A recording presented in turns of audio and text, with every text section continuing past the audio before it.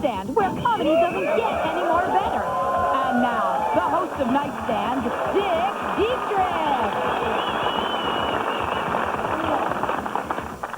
Thank you very much. The late 1970s, a time when we were showered with television shows that were pure gold. Such shows as Charlie's Angels and, well, Charlie's Angels. But probably no show captured the hearts of America like the classic sitcom Getting Off Easy. That's right. Franklin, Jennifer, Mr. Buttock, and of course, Little Mickey with that wah-ha-hoo-ha-ha laugh.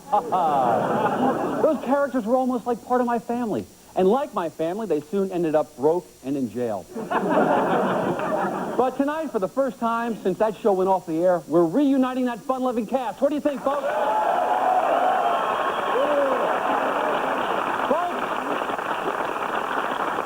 My first guest was known as the white girl on Getting Off Easy. Please welcome Jennifer Lawson.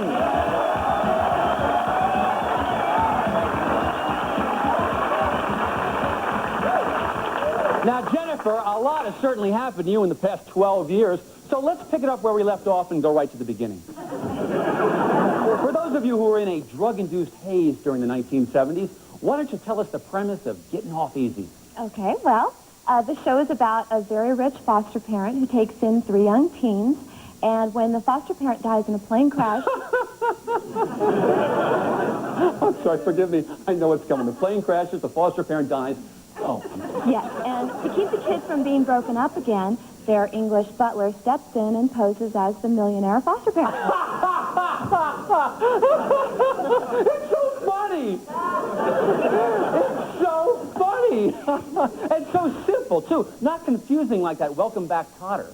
So anyway, the show ran for 12 years, but that actually caused you some problems, didn't it? Yes, Dick, it did. I found myself typecast, and after that, I really had a hard time finding work. Things got so bad, I had to do a couple of adult films. Ooh.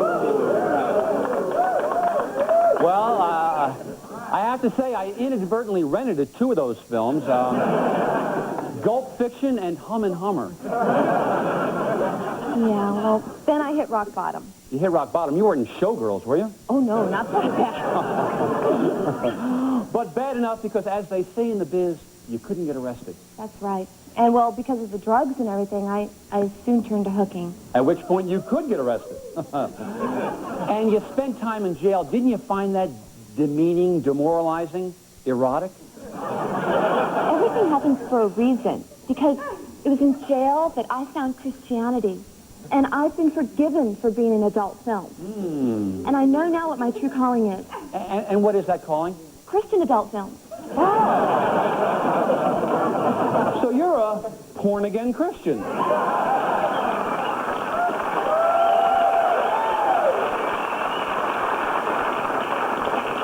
Dick, it's not pornography.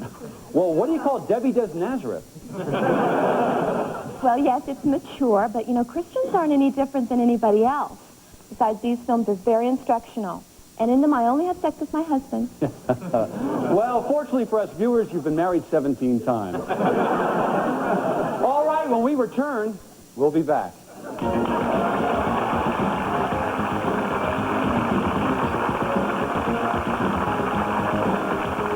Are you a narcoleptic bus driver? You can be a guest on Nightstand.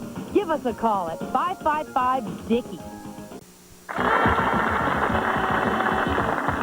Okay, we're back. We're reuniting the cast of that classic sitcom, Getting Off Easy. Now, we've already met the girl who played the white girl. Folks, you want to meet the brothers who played the brothers? Come on out, Franklin Bates and Mickey Wah-ha-hoo-ha Williams.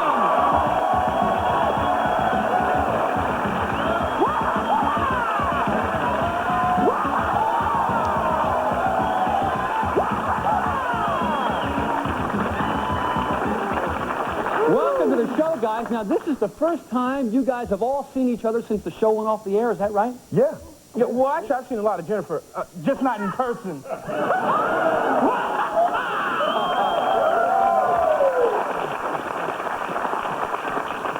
Mickey, you still got it? Wah-ha-hoo-ha! I'll get it down by the end of the show. Now, some people might think it's odd that you haven't seen each other. Well, I guess I resented the fact that people always considered Mickey the star of the show and never paid any attention to us. Well, we'll get to that in a second, Franklin, but I want to talk to Mickey. Now, Mickey, that wah-ha-ha thing, it took the nation by storm. How'd you come up with it? I kind of forget about that. Oh, no. Check this out. See, he had this nervous disorder. And then he started blurting out all sorts of stupid stuff all the time. It was really funny, man. Right? Kind of like Newt Gingrich.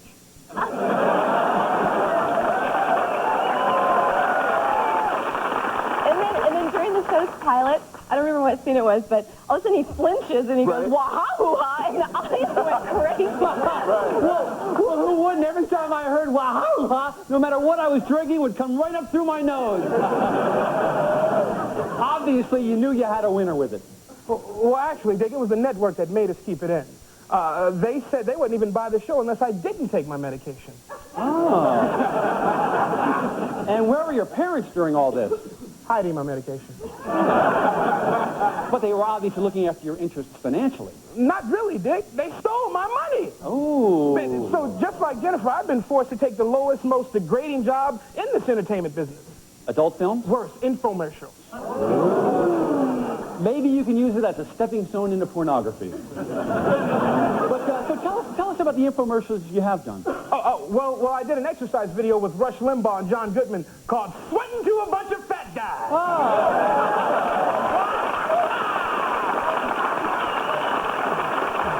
I saw that. Dan Aykroyd was in that, too. Okay, but let's move on to you, Franklin. And rather than talking about all the depressing times in your life, tell us about the good times. Well, actually, I really don't remember any. I kind of had a bad drug problem at the time. Oh, that's right. And you detailed it in your tell-all book entitled, "I'm Clean and Sober. I swear to God, I mean it this time. No, really, you gotta believe me."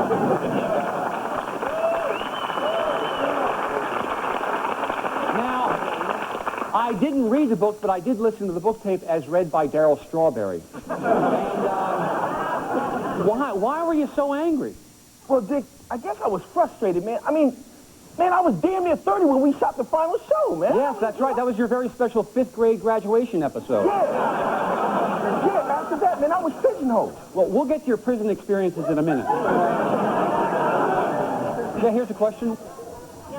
This question is for the star of the show. Yeah. Oh, I'm sorry, I'm in Mickey. You stopped your medication. Didn't that cause any problems? Well, actually, it did, and this is the first time that I've admitted this publicly. But during the last year of the show, I started sneaking my medication. Oh! So that's why the wah-ha-ha's weren't as funny. Yeah, I accidentally started taking double doses. Whoa, wait up. You start sneaking your medication? And taking extra heavy doses? Well, look, I was concerned about my health. Oh, no, but you wasn't concerned about the show. That's why we got canceled, because you were selfish. Hey, it wasn't just me, man. Her boobs got too big. Excuse me, but she was only a 5th grader with a Fu Manchu. Oh, but at least I wasn't 4 months pregnant. What did this mess me up? What you mean? You said it was fine. Wait, you was doing it with him? Well, why was I paying child support? I needed money. Oh, boy. Jealousy, drugs, pregnancy, these kids still crack me up. We'll be right back.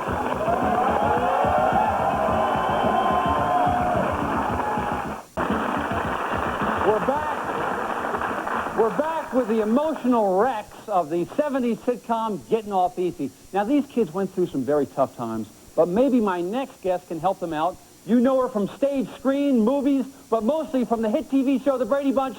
Please welcome one of America's favorite TV moms, Florence Henderson.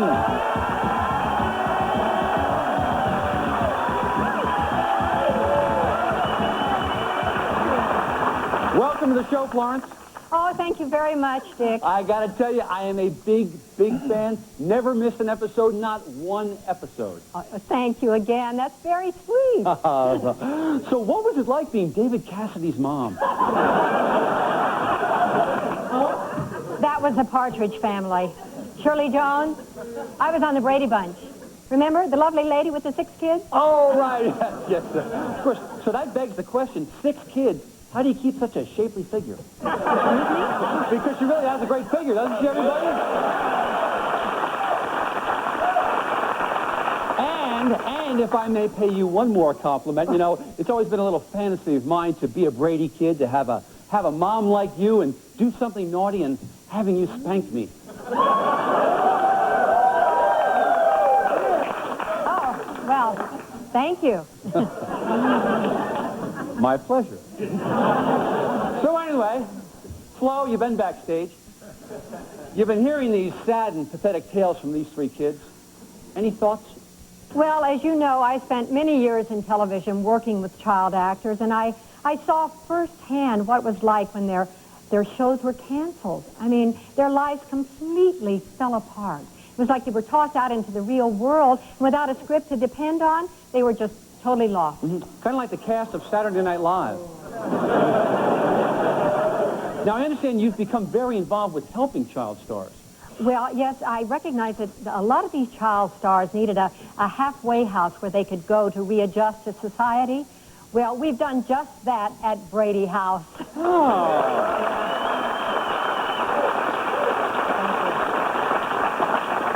Terrific. How'd you come up with the name? The Brady Bunch? Oh, very clever, very clever. You see, Dick, most of these children, they grew up on a set. They never had a real childhood. Isn't that right, kids? Well, it's true. Listen, they literally missed a vital step in their individual growth.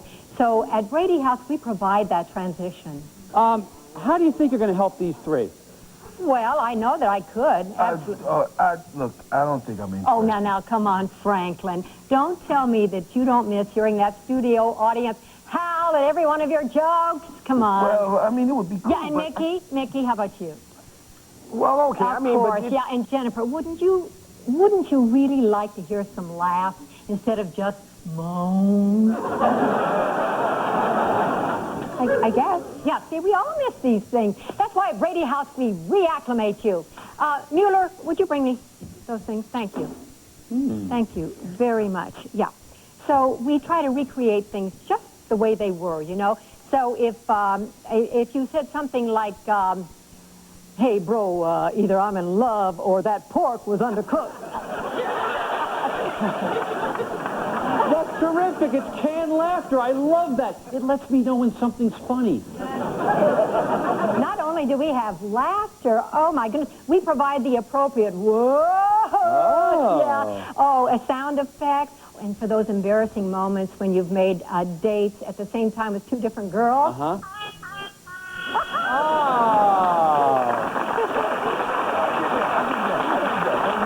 I love it. Can I try? Oh, sure, Dick. Go ahead. Okay, I'm going to try this. Okay.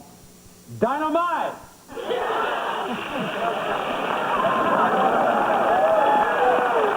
This thing is great. And you know, Flo, you could probably solve any child star's problem in a half hour unless it was a very special two-part problem. Franklin, Mickey, Jennifer, what do you think about this? You want to try something like this? No. They don't seem to be buying it, Florence. Well, I'm not surprised, Dick. You know, after what these kids have experienced, they probably have trouble trusting anybody. That's why I've invited someone here they should trust. Your former TV housemate. Audience, say hello to the best TV butler and buddy any kid could have. Say hello to Mr. Buddick himself, Hugh Johnson.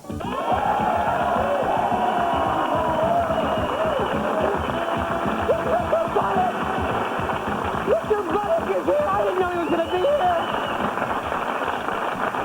You three must be so happy to see him. No, I'm the happy one to once again see these two lads and this beautiful lass. Well, and she's got a great face, too. Yes, she does. You know, Dick, working with these kids was almost like having a family of my own. You little devil. Remember when you poured that vodka into my water bottle? Actually, I put water into your vodka bottle. Yes, those were the days. But the difference was that after those days ended, Hugh had something to fall back on. Yes. The theater. As you know, the stage was always my first love, and it still keeps me very busy. That's great. So many of us thought you were dead. Well, sometimes it seems that way when one does the theater. But the artistic rewards are so much more. Yet, when Florence called and told me these scamps needed my help, I dropped everything to come here. Well, that's not all, is it, Hugh? No, it isn't. kids, do I have a surprise for you? Wait, you're going to come out of the closet on my show? No, that's not it at all. Well, Dick, I was just going to tell the kids that a good friend of mine at the network is interested in putting on a Getting Off Easy reunion special. A reunion special? Hold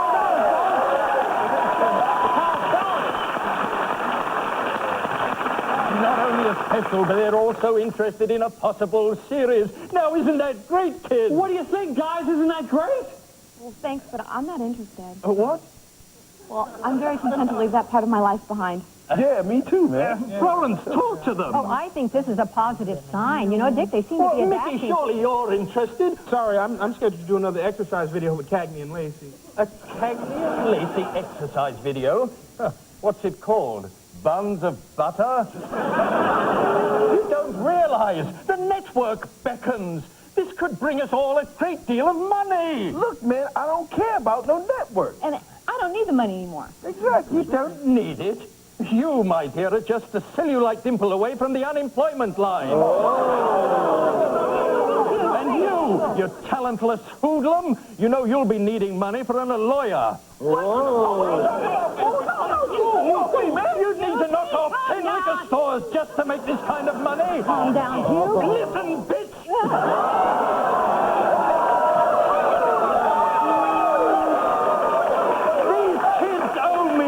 I carried them on that stupid show for years. I gave up a brilliant stage career. I did Noel Coward. I did Tennessee Williams. Hey, you keep your sexual conquest out of this. Oh.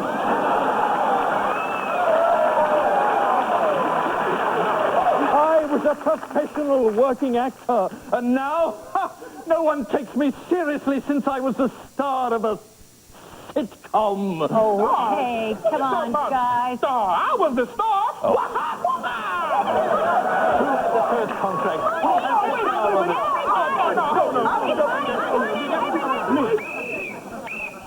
I said shut up!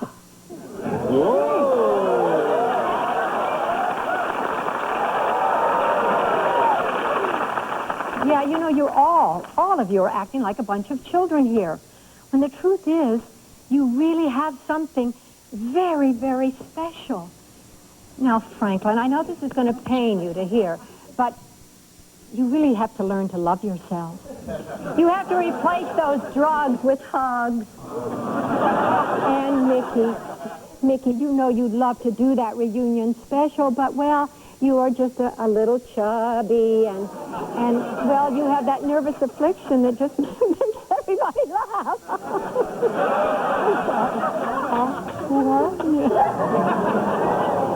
And Jennifer, dear Jennifer, so beautiful and yet so gullible.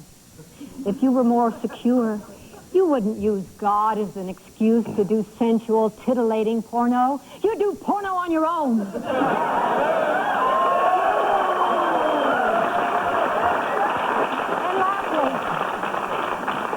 lastly, Mr. Buttock, you're just disappointed that these kids wouldn't do your TV special because you have got the hots for these boys. What you really need is a good, strong woman. Yes. And what we all need is a real big Brady hug. Come on. Come on. Give him a hand, folks.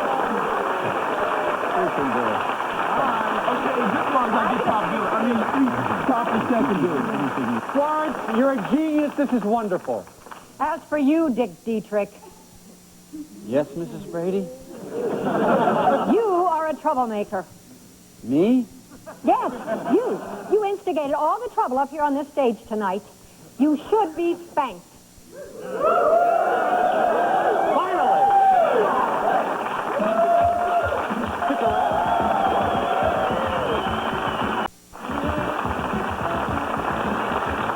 Well, folks, what have we learned tonight? Well, we've learned that there are different strokes for different folks. But those are the facts of life. These folks will have good times again. They just need to take it one day at a time. Sure, we all have growing pains, but we need to keep grace under fire and all our problems all in the family. Because in the end, only family matters. Today is a different world, but even perfect strangers can have happy days if they just remember who's the boss and to make room for Daddy.